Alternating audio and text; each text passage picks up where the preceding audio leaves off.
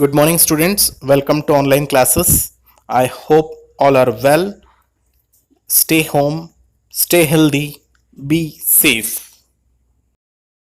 Today we discussed lesson number 5, acid, bases and salts.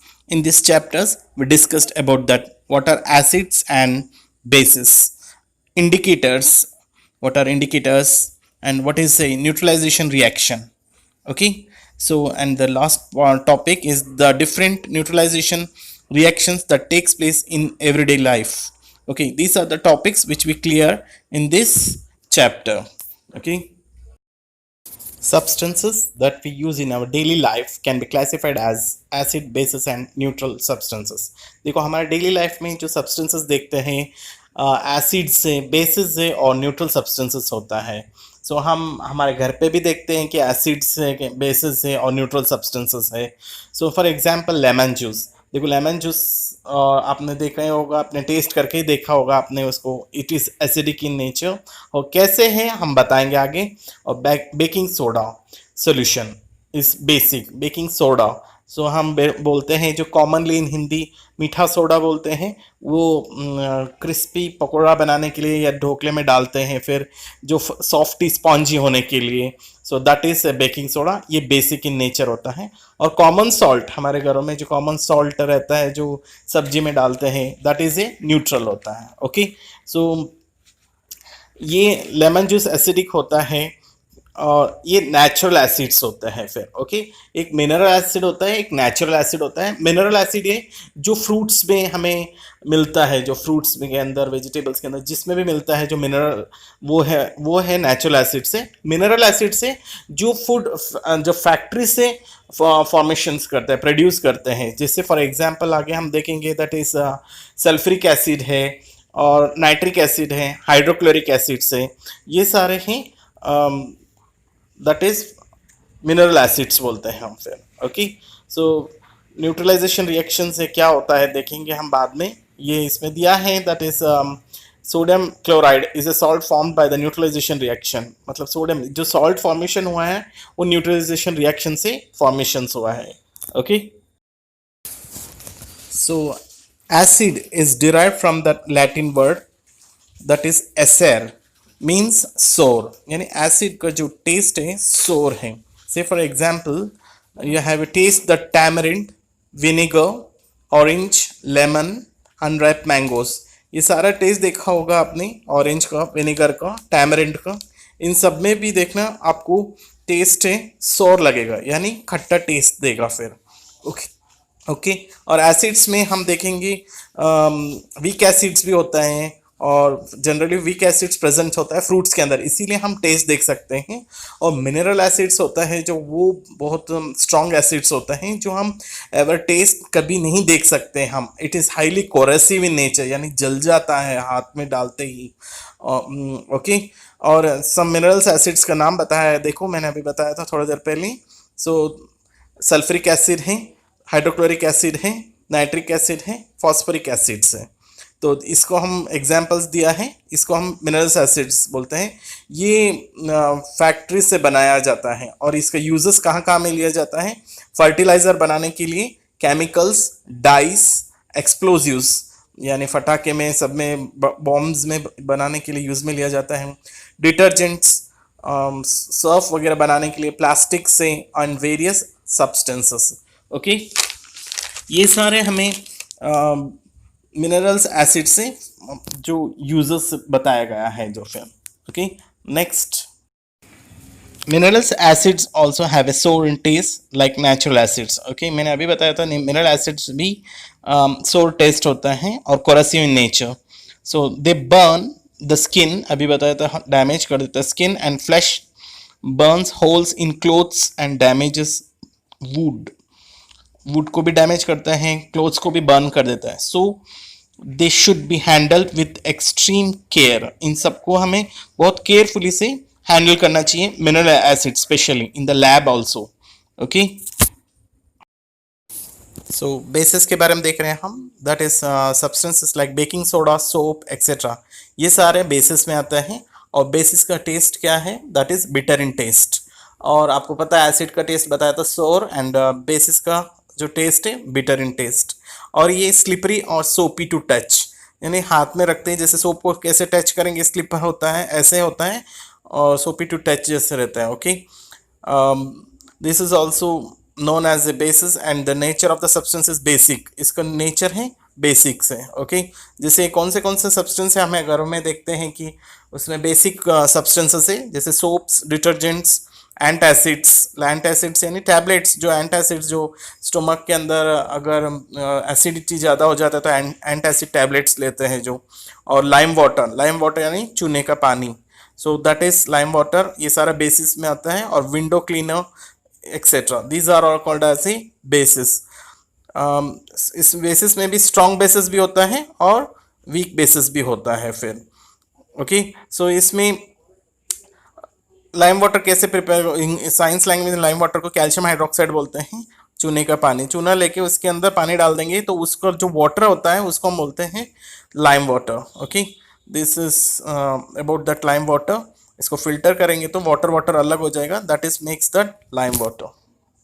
कुछ examples दिया है strong bases का, पोटेशियम हाइड्रोक्साइड, सोडियम हाइड्रोक्साइड, ये है जो सारे स्ट्रॉन्ग बेसिस। और वीक बेसिस है मैग्नीशियम हाइड्रोक्साइड, उसको ही हम बोलते हैं एंटासिड्स। और एल्यूमिनियम हाइड्रोक्साइड, अमोनियम हाइड्रोक्साइड जो विंडो क्लीनर में यूज में लिया जाता है।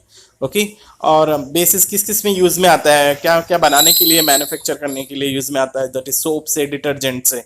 ओके, और ब्लीचिंग पाउडर, फर्टिलाइजर्स, ये सारा बनाने के लिए बेसिस यूज में होते हैं फिर। Okay, they are also use for white washing, softening of hard water, white wash करने के लिए घरों में, और सॉफ्टनिंग ऑफ हार्ड वाटर को, हार्ड वाटर यानी उसके अंदर सॉल्ट रहता है ना, उसको सॉफ्ट वाटर यानी उसको सॉल्ट को निकालने के लिए हेल्प करता है जो बेसिस है।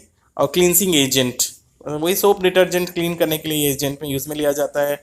और लेदर एंड टेक्सटाइल इंडस्ट्रीज में यूज में लिया जाता है, sorry leather means that is leather industries में जो चमड़े के होता है, और टेक्सटाइल इंडस्ट्री में यूज में आता है। आपको बताया टेस्ट कॉफी में इन सारा बिटर टेस्ट होता है फिर। ओके, क्योंकि बेस होता है इसीलिए। ओके, नो एसिड रेन कब होता है, हैवी पोल्यूशन होने के बाद होता है, जैसे कि कार्बन डाइऑक्साइड है, नाइट्रोजन डाइऑक्साइड है, सल्फर डाइऑक्साइड है, जो एटमॉस्फेयर के अंदर बहुत ज़्यादा क्वांटिटी में हो जाता है ये जो गैसेस, सो रेन वाटर के साथ डिजॉल्व हो जाता है ये गैसेस।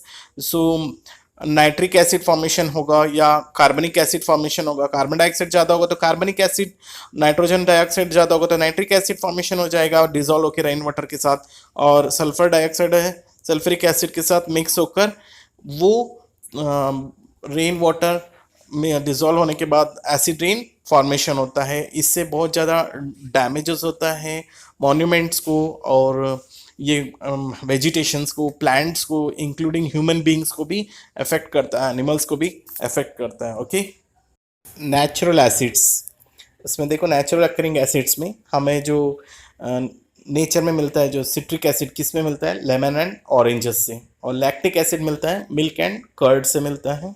और tartaric acid tamarind, grapes, unwrap mangoes, कच्चा मैंगो में मिलता है, टैमरिंड इमली में मिलता है, ग्रेप्स। ओके, इसके अंदर सारा टार्टरिक एसिड मिलता है। एसिटिक एसिड विनेगर, जो हम हिंदी में बोलते हैं सिरका।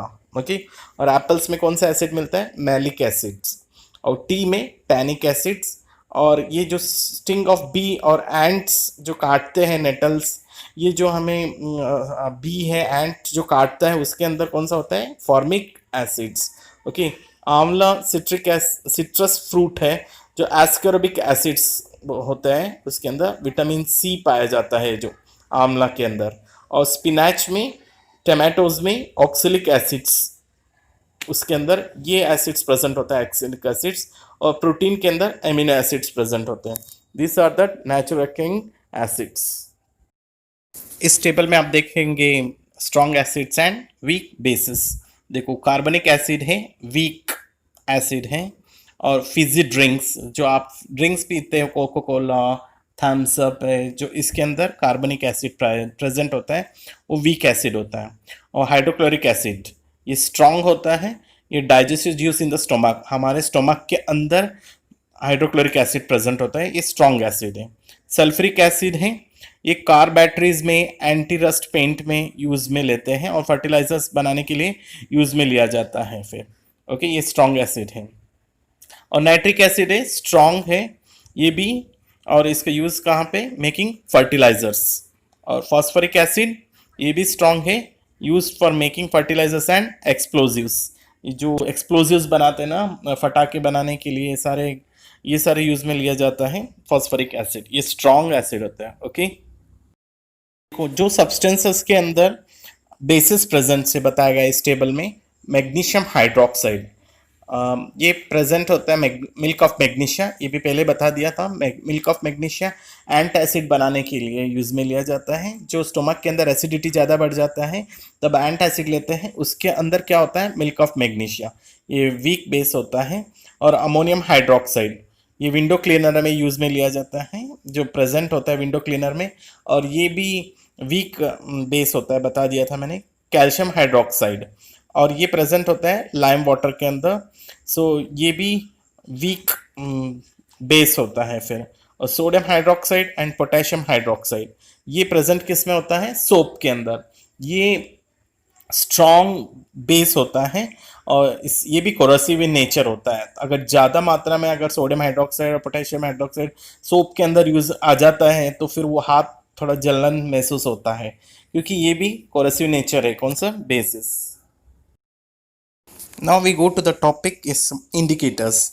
इंडिकेटर्स का मतलब क्या है, ये एसिड और बेस हैं सब्सटेंसेस, हम कैसे पता करेंगे, by the help of indicators. Indicators में अगर हम यूज में लेते हैं, एसिड के अंदर डालते हैं तो उसका कलर चेंज हो जाता है, चेंज हो भी सकता है, नहीं भी हो सकता है। और बेसिस के अंदर भी डालेंगे तो एसिड जो कलर चेंज हो भी सकता है, नहीं भी हो सकता है, उसको हम बोलते हैं indicators. Some examples of indicators are turmeric और litmus, China rose petals, okay, china rose petals है, good health. So these are the some examples of indicators. हम न्यूट्रल को भी देख सकते हैं कि न्यूट्रल के अंदर भी चेंज होगा या नहीं होगा कलर, ये सारे जो हम देखते हैं इंडिकेटर्स के हेल्प से देखते हैं कि वेदर इट इज़ एसिड है या बेस है या न्यूट्रल है। ओके, एग्जाम्पल्स भी कुछ दिया है, देखो पर्पल कैबेज जूस भी दिया हुआ है आपके बुक में। और ये सारे नेचुरल इंडिकेटर्स है। और सिंथेटिक इंडिकेटर्स है जो आर्टिफिशियली जो फैक्ट्रीज में प्रिपेयर किया जाता है, जो पिनोप्थलीन इंडिकेटर्स और मीथेल ऑरेंज, ये सारे सिंथेटिक इंडिकेटर्स हैं। ओके, नाउ आप थोड़ा देखेंगे लिटमस के बारे में। फिर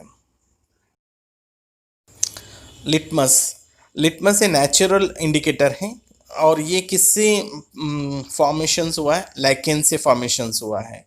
अब हम टेस्ट करेंगे by the help of litmus paper से। और दो टाइप ऑफ लिटमस पेपर होता है, एक रेड लिटमस पेपर और एक होता है ब्लू लिटमस पेपर।